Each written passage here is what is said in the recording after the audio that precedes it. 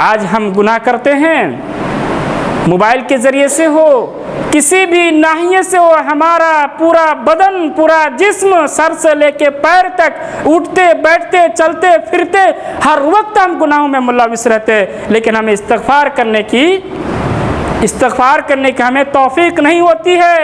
हमारा मस्जिद हमें दिखाई नहीं देता है कि हमारा दिल में ये तस्वुर होता ही नहीं है कि जो मोबाइल के ज़रिए से हम क्या करते हैं, गुनाह करते हैं, ये गुनाह है ही नहीं है। ये जो मोबाइल के ज़रिए से हम टाइम को वेस्ट कर देते हैं, इसके बारे में भी हम तस्वुर नहीं करते हैं। अल्लाह के रसूल सल्लल्लाहु अलैहि वसल्लम ने कहा, ला तज़ूलु क़दम इब्न अब्दिन हत्ता यसअल अन खम्स।